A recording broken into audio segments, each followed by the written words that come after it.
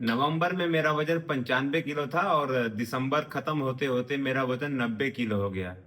लेकिन सच बताऊं तो इसके लिए मैंने कोई भी स्ट्रिक्ट डाइट या फिर कोई हैवी जिम या वर्कआउट नहीं किया। फिर भी इन 50 दिनों में मेरा 5 किलो वजन कम हुआ।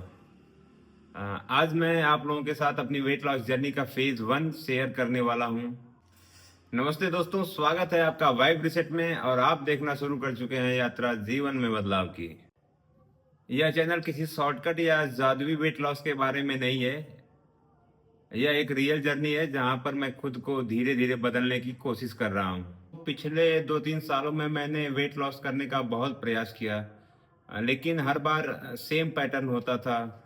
मैं महीने 1.5 महीने या मोस्टली 2 महीने तक मोटिवेटेड फील करता था और उसके बाद मेरी रूटीन छूट जाती थी। कभी जिम ज्वाइन किया, कभी डाइट फॉलो किया, कभी टहला, कभी एक्सरसाइज किया, लेकिन कभी भी निरंतरता बना नहीं पाया।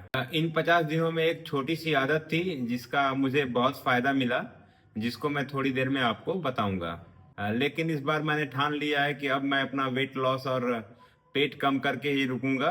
और इसके लिए मैंने विधिवत फिटनेस एंड न्यूट्रिशन का ऑनलाइन कोर्स ज्वाइन किया है और यह कोर्स लगभग पूरा होने वाला है।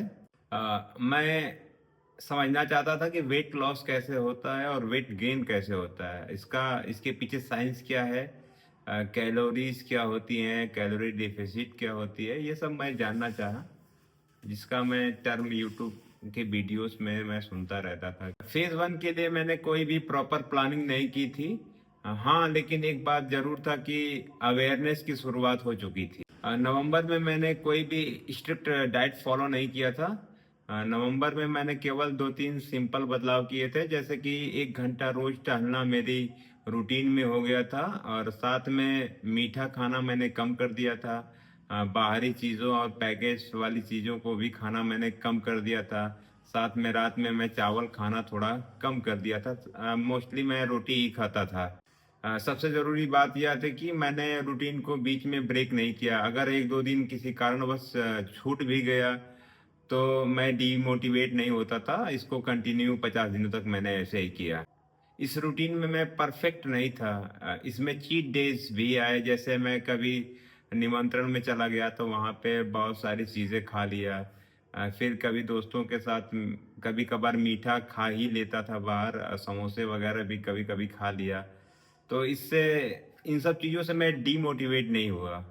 इसको कंटिन्यू किया और धीरे धीरे मैं कम करने का प्रयास किया। और लगभग 50 दिनों बाद 31 दिसंबर 2025 को जब मैंने अपना वेट किया तो मेरा वेट 90 केजी के आसपास था, यानी लगभग 5 किलो वेट मेरा कम हुआ। यह शायद आप लोगों को कोई बड़ा ट्रांसफॉर्मेशन न लगे, लेकिन यह मेरे लिए बहुत बड़ी बात थी। वैसे एक सवाल है आपसे, अभी आपका वेट कितना है और आपका टारगेट क्या है? कमेंट में आप लोग ज़रूर बताएं। वैसे मैं सभी के कमेंट्स पढ़ता हूँ। फेज 1 से मैंने एक चीज़ सीखा कि वेट लॉस सिर्फ मोटिवेशन से नहीं होता है।